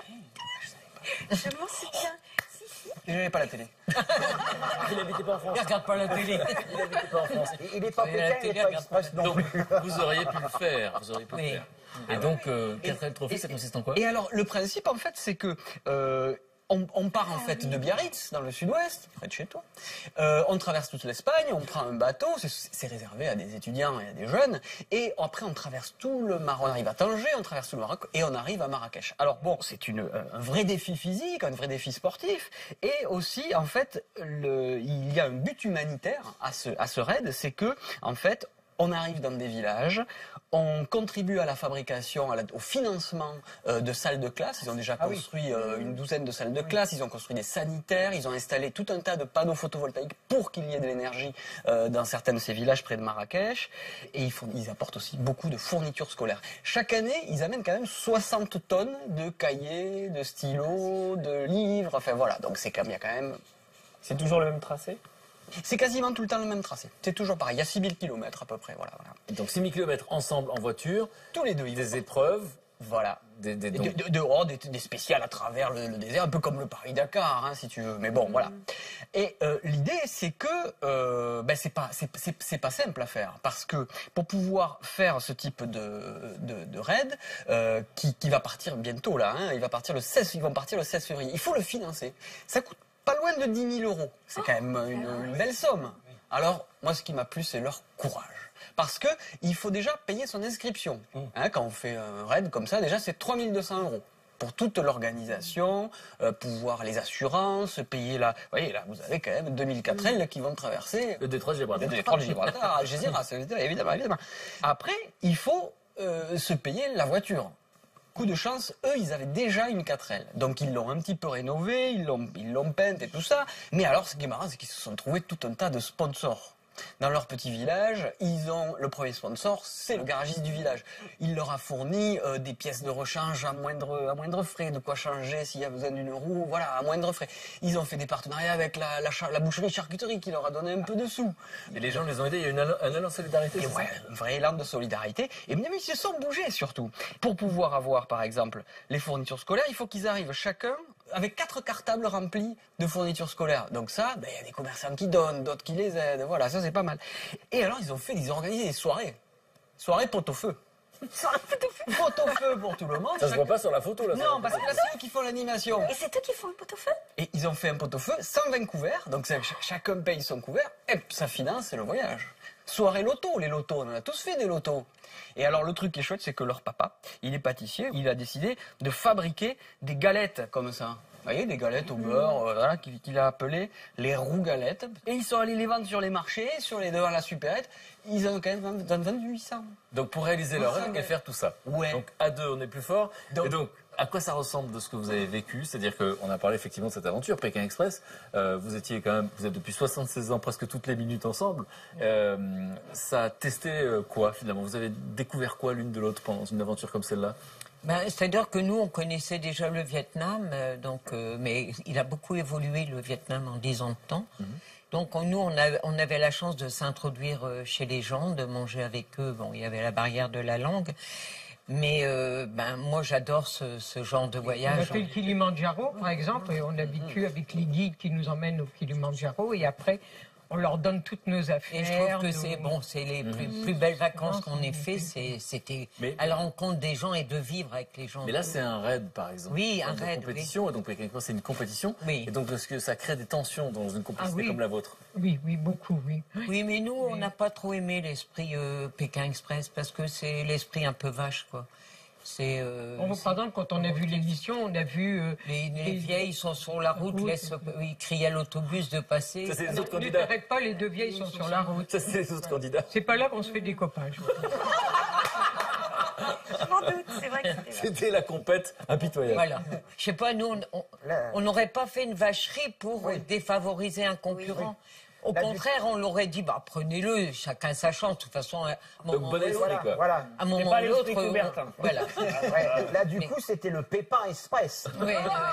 Non, oui, bien sûr, mais nous, on a fait tout le Vietnam comme ça, ça a été, mais après, on voulait aller au Cambodge parce qu'on connaissait pas le Cambodge, mais on a été éliminés la veille. Bon, les deux nanas qui nous ont éliminés, elles avaient beau chialer, elles nous avaient quand même éliminés. J'adore votre franchise, Christophe. Je trouve dans ce que présente Luc, c'est l'esprit fédérateur. Oui. C'est-à-dire, ils ont emmené tout le village avec eux, enfin une bonne partie du village avec eux. absolument. Et ça, je trouve que c'est voilà, le partage, l'accompagnement. On est dans des fondamentaux que nous, on aime. Ouais. Justement, j'aimerais parler d'eux, juste savoir si vous avez vécu, même si vous êtes sur scène et tout ça, et que la vie est une épreuve, mais vous avez vécu des challenges ensemble, justement, qui révèlent comme l'ont vécu finalement. Oui, enfin, c'est pas forcément dans le... Alors nous, c'est pas côté sportif, hein, ça se voit un petit peu. C'est pas de ce Faut passer aux côté-là. apparences. Non, on n'a pas besoin de le dire.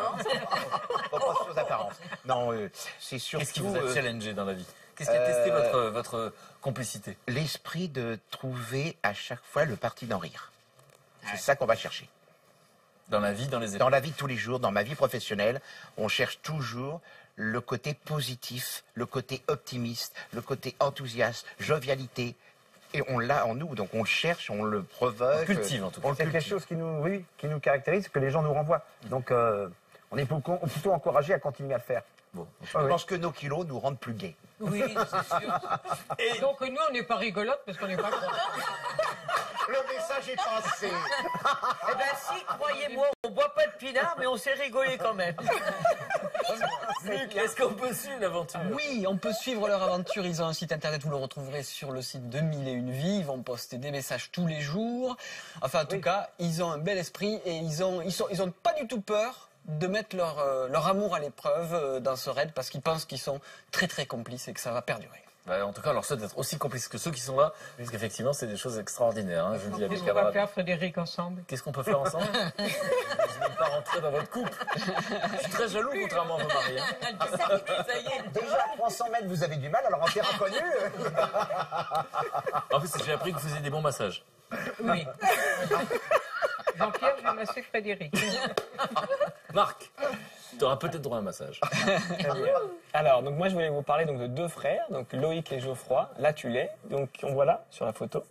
Et donc ils ont décidé de voyager, de parcourir le monde, mais ils voulaient pas simplement collectionner les paysages, parce que le voyage souvent il prend du sens quand on a un prétexte pour rencontrer les gens. Eux, au départ, ils sont partis comme ça. Il y avait le thème de l'écologie qui leur parlait. Ils voulaient faire un tour du monde. Et à un moment, ça leur a paru comme une évidence, c'était l'eau. La ressource en eau. Qu'est-ce que c'est que l'eau, en fait? Donc des voyages qui ont du sens parce qu'ils sont finalement là pour faire découvrir un peu l'importance de l'eau sur notre planète. Et c'est ce qui est intéressant, c'est que c'est du sens et ça permet de comprendre les logiques des territoires, en fait. Il y a un moment sur le Rift, donc il traverse ce long fleuve, en fait, en Afrique. Et on voit un moment ce qui se passe entre les nomades, par exemple, et qui est donc les pasteurs, et en même temps les agriculteurs. Et donc chacun a besoin de l'accès à l'eau, sauf que quand viennent les nomades avec leurs troupeaux, Oui. et ben le problème c'est que des fois ils mangent toutes les cultures, mais sans ça le bétail meurt en fait. Donc comment ils règlent les conflits entre eux et que l'eau est le premier conflit, ça peut être à terme aussi un conflit, un vrai enjeu. Parce qu'on sait que le pétrole il y a des substituts, l'eau il n'y a pas de substitut en fait. Donc l'accès à l'eau c'est un vrai problème. Aujourd'hui c'est presque 1 milliard d'êtres humains qui n'ont pas accès à l'eau potable, et ils nous rappellent ça en fait. Et donc à travers justement ce voyage, ils ont aussi noué en fait une relation particulière parce que quand on est frère, on est déjà liés, jumeaux encore plus. Mais le voyage, ça vous met dans des situations où là, on est tout nu. Quoi. Là, on peut pas faire semblant parce que le référentiel a changé. Et donc, ils nous font partager à la fois leur voyage et ce qui se passe, leurs problèmes, leurs pépins, leurs états d'âme. Et donc, c'est une série qu'on retrouve sur France 5. C'est Laetitia qui a été les rencontrer pour leur demander justement, depuis 15 ans qu'ils voyagent ensemble, qu'est-ce qu'ils ont découvert sur eux et sur le monde. Oh, regarde.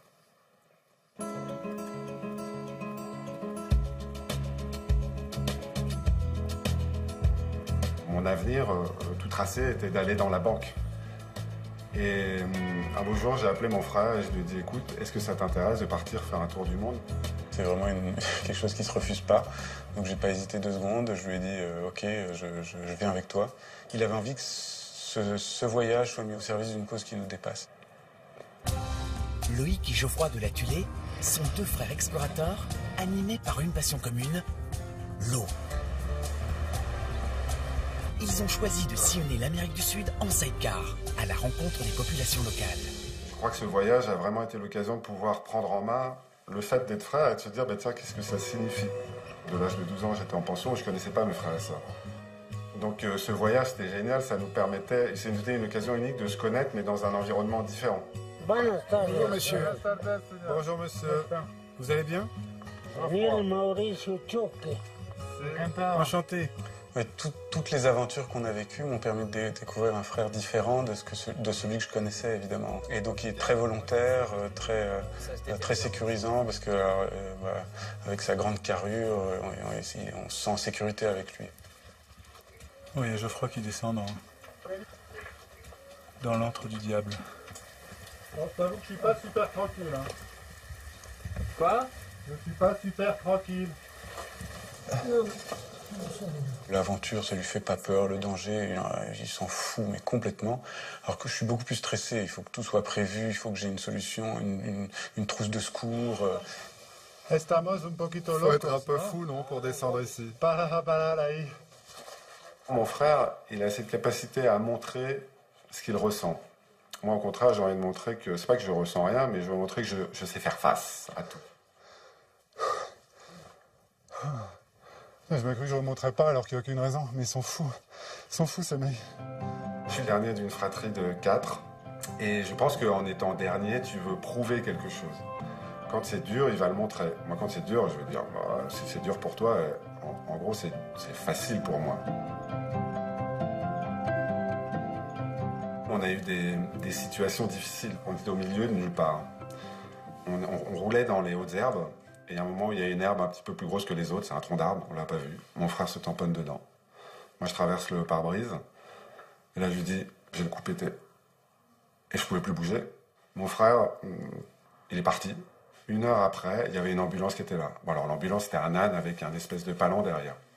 Moi, je me suis souvent demandé où est-ce qu'il va chercher ses solutions. Moi, je ne sais même pas où je serais allé, j'aurais paniqué, je serais resté à côté de lui. Oh, excuse-moi, pardon. Non, lui, hop, c'est bon, il va chercher son truc.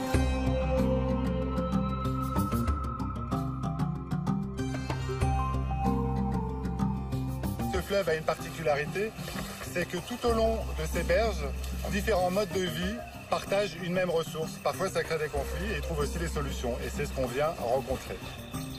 On est 24 heures sur 24 ensemble. Comme on a des petits budgets, bah forcément, on dort souvent dans la même chambre.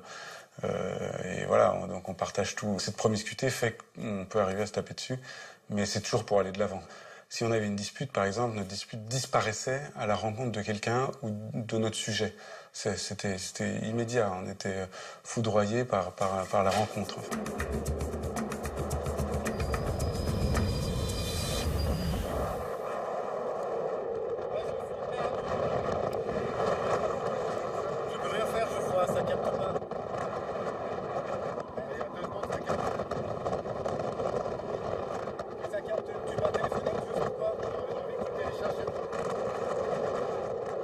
On se connaissait comme des frères dans une famille et on s'est transposé comme des frères dans le monde.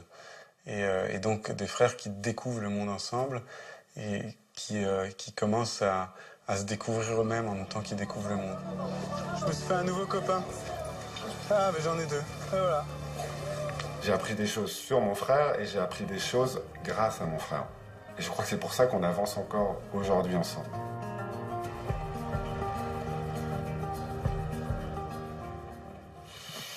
Qu'est-ce que ça vous inspire? Bah, qu'il ne faut pas être jumeaux pour s'aimer. C'est-à-dire?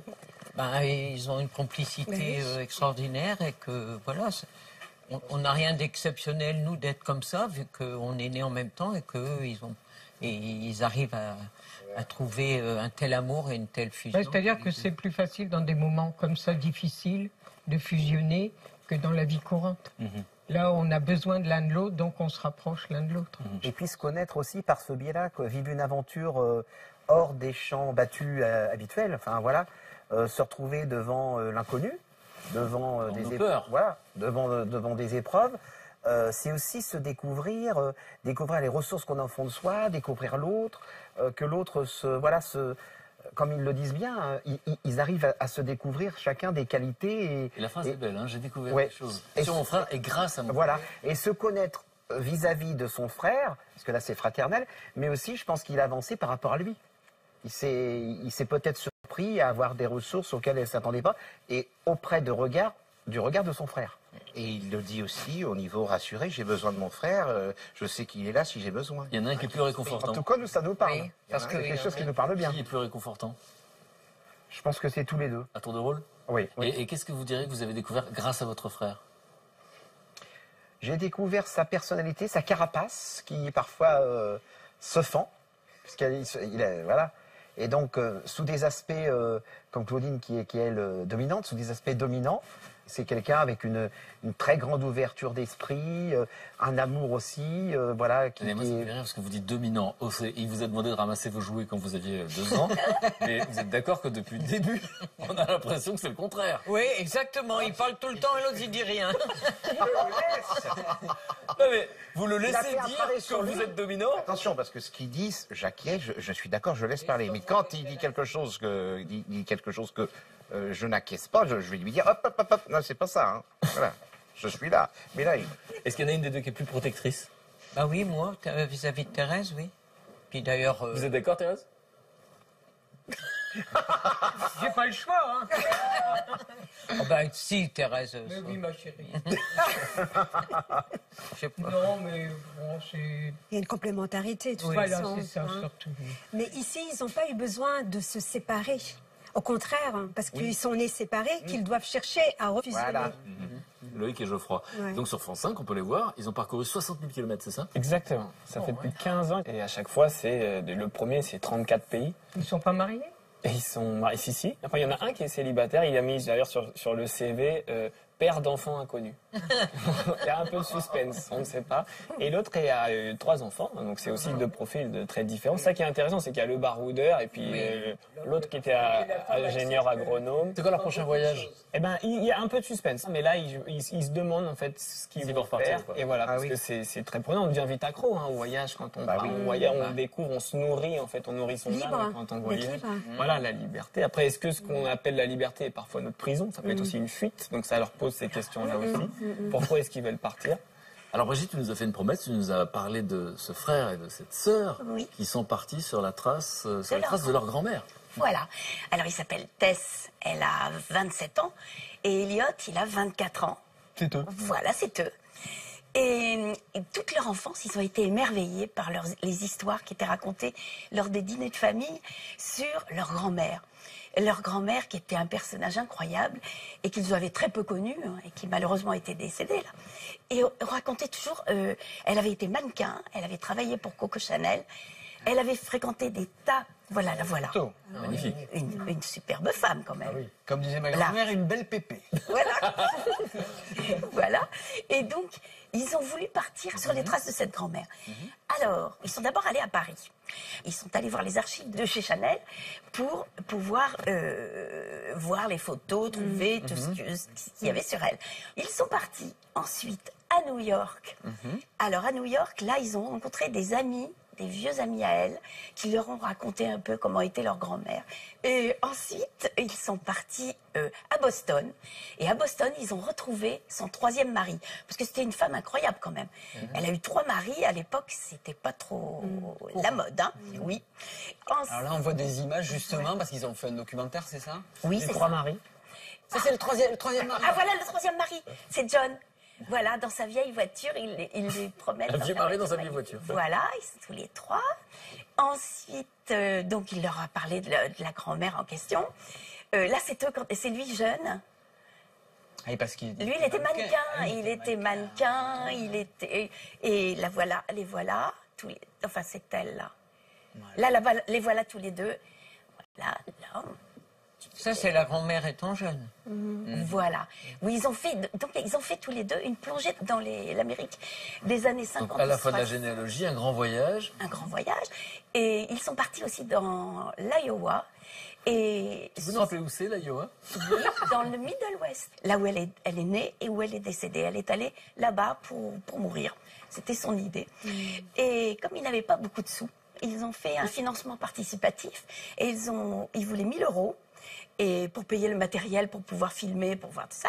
Et heureusement, ils ont eu plus de 2 500 € en 15 jours. Que leur projet a plu, quoi. Leur projet a super plu. Et ce que tu n'as pas dit, que je trouvais très beau, c'était les dessins d'Eliot. Alors ça, c'était pour la fin. Chouette. Mais c'est très bien. Non, c'est pas grave, au contraire.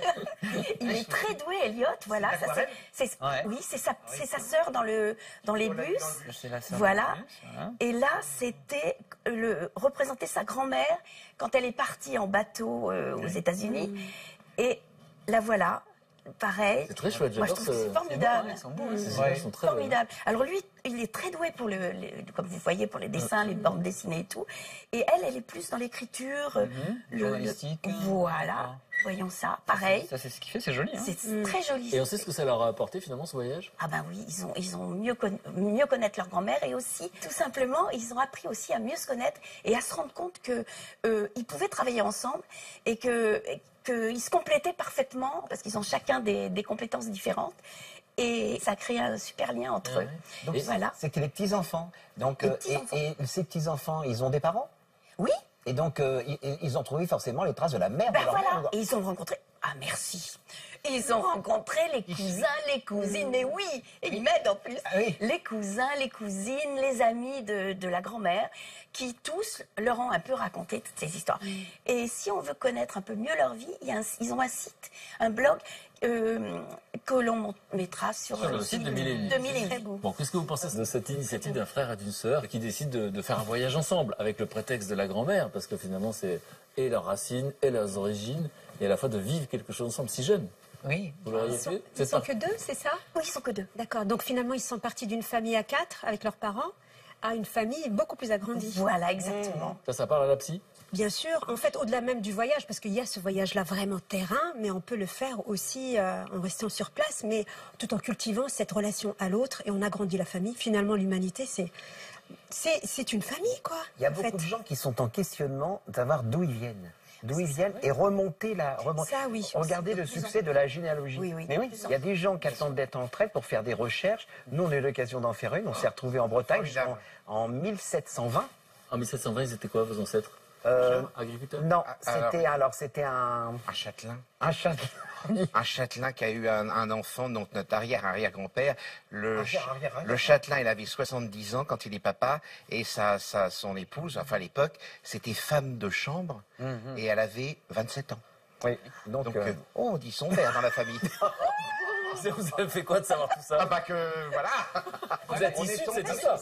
Non, mais un truc mais un coup de peau, on est tombé sur une conseillère de la mairie. Ah oui, formidable. Là, formidable. On est parti de l'acte de naissance de notre grand-père qu'on avait, de notre papa, et on est remonté jusqu'en 1700, la 5e génération, 1724. 1724. Oui. Donc si ce châtelain et la femme de Jean, vous ne seriez pas là. Voilà. Et ben voilà, c'est dit, paf. La généalogie, les origines, c'est quelque chose qui vous intéresse? Oui, mais pas la patience de le faire. Oui, mais ça veut dire moi je vais retenir tout. Non, mais j'aimerais bien que quelqu'un le fasse pour moi. Ah, ok. Bon, super. Et alors, on va dire un mot sur notre partenariat. Eh oui. Depuis peu, bonne nouvelle, nous sommes en partenariat avec le magazine Version Féminin. Alors, ce qui est chouette, c'est que toutes les semaines, Fred va être notre porte-parole des initiatives que nous développons dans le cadre de Mille et Une Vies. Une petite sélection de ce que vous racontez de formidable pour les lectrices Version Féminin. J'en suis ravi. Et de notre côté, nous allons toutes les semaines vous présenter des initiatives. Chaque année, en fait, ils organisent le prix Solidarité Version Féminin Europe 1, en fait. Et ce prix récompense de l'associatif qui crée du lien sur le plan de l'éducation, de la santé, du culturel. D'accord? Et aujourd'hui, moi, je voulais vous parler de Daniel Leroux. On était fait pour s'entendre. Ouais, on était fait pour s'entendre, donc c'est très chouette. Et juste mettre en avant l'initiative de Daniel Leroux, qui est tellement modeste qu'elle a même pas voulu nous donner une photo d'elle. C'est une dame qui est une ancien maître de conférence, en fait, qui habite dans Lyon et qui se bat depuis les années 80 contre la maladie d'Alzheimer. Et qui a créé, je sais que Christophe ça vous parle, qui a fondé en fait l'antenne de France Alzheimer dans Lyon. Et depuis qu'elle a fondé cette antenne, il y a plus de 200 familles qui chaque année sont aidées par l'association, par de l'art-thérapie, par de la sophrologie. Et on avait envie de lui rendre hommage. Et donc cette antenne finalement vient en aide aux familles? Oui. Qui sont confrontés à cette maladie. Qui sont confrontés à la maladie d'Alzheimer. Et bravo à Daniel. Elle veut pas. Alors elle a passé le relais là, mais elle est toujours très active au sein de l'association et je voulais lui rendre hommage. Voilà. Et quand on dit que ça vous touche, c'est parce que dans votre famille, c'est... Alors mon épouse Agnès, sa maman est atteinte d'Alzheimer depuis 3 ans. Et le cap le plus dur, c'est la non-reconnaissance de la personne aimée. C'est-à-dire que un soir, je suis rentré, ma femme, elle était écroulée. Elle me dit, tu te rends compte, ça y est, maman ne me reconnaît plus. Elle m'appelle bonjour madame. Et là, il a fallu faire un chemin. Le plus dur, c'est pour la famille. Et c'est pour ça que cette dame, elle est formidable. Le plus dur, c'est d'aider la famille, de faire comprendre et de faire accepter parce que mon épouse Agnès ne l'a pas accepté, ce qui est tout à fait normal. Pendant 2 ans, 3 ans, elle a vu et vous voyez bien, il y avait des signes parce que ça n'arrive pas que d'un coup. Non, Il faut bien sûr. être très vigilant par rapport aux signes, par rapport aux conversations qui sont dites, redites, on redit les mots, on refait les mêmes choses. Tiens, ou alors ma femme arrive et ma belle-mère mangeait son foie cru, sans le faire cuire. Voilà. Donc il y a des choses, oh là là, ça va pas du tout. Bien sûr. Et moi, je suis que le conjoint, je suis que le gendre. Donc imaginez la personne. Donc vous confirmez que les familles ont besoin. Ont besoin d'être accompagnées, d'être surtout d'expliquer ce que l'on peut faire. Voilà. Il y a des traitements qui retardent. Et déculpabiliser. Et ce qui est très bien par rapport à ce prix version féminin, c'est que justement ils mettent en lumière des gens qui sont très modestes, mais qui chacun font leur petit humblement changent le monde. Et cette dame, elle a gagné le prix en 2014 pour son action justement. Donc, on l'a fait. Je pense qu'un des besoins de l'être humain, c'est vraiment de contribuer en fait. Oui. C'est un élan très important chez l'être humain. Se sentir utile. On donne beaucoup, on reçoit en donnant. Et forcément, ce sont des échanges qui se font. Ouais. C'est comme ça qu'on construit. Et merci beaucoup, parce que c'est une formidable transition pour vous dire merci. Vous avez beaucoup donné, vous étiez vraiment authentiques les uns et les autres. Merci les camarades. Et puis je vous remercie, franchement Claudine et Thérèse, je suis ravi de vous avoir rencontrés. Merci Eric, nous aussi. Vous êtes uniques. Je sais que vous êtes deux, mais vous êtes uniques. Et franchement, tous les deux, une jovialité extraordinaire, une sincérité. J'ai adoré l'interaction entre vous. J'ai adoré qu'elle vous étonne. Parce que j'étais pas le seul à être étonné par cette histoire extraordinaire, hein, puisque 76 ans sans se quitter presque une minute, puisqu'on l'a dit, elles ont vécu pendant 50 ans sous le même toit avec les maris et les enfants. Et donc, voilà, même si vous avez dit aux parents, surtout ne privilégiez pas la fusion chez vos enfants, c'est quand même une existence formidable. Merci beaucoup de l'avoir partagé. Merci sincèrement. Merci. Et puis, il faudra qu'on teste le massage. Hein. J'ai entendu dire, Thérèse, c'était bonne. Hein. Merci beaucoup. Merci à vous. Merci pour votre fidélité et on se retrouve très très vite sur France 2. Quand Si vous aimez les belles rencontres, jeudi vous serez étonné et ému par les histoires de ces 2 mamans touchées par un mal-être encore méconnu, le burn-out maternel. À 26 ans, Hélène est devenue mère de 2 jumeaux. Cette jeune chef d'entreprise découvre alors un nouveau monde fait de nuits blanches, de cris et de pleurs. Un tourbillon qui va rapidement la faire sombrer. Laetitia, elle, est passée par toutes les émotions, de la colère au rejet, pour finalement tomber en dépression. Une période douloureuse que ces 2 femmes fortes ont finalement réussi à surmonter. Moi, je suis devenue maman 2 fois en même temps. Et là, il n'y a plus de jour, il n'y a plus de nuit. Je regardais tout le temps l'heure. Parce qu'en fait, je me dis vivement que je me débarrasse d'eux, en fait. Et on se dit, il y a quelque chose qui cloche chez moi. Le burn-out maternel, c'est une perte de sens dans sa parentalité. Il n'y a plus aucun sens dans ce que je fais. On se dénigre tellement. Moi, je me couche le soir en disant, mais qu'est-ce que j'ai fait de ma journée ?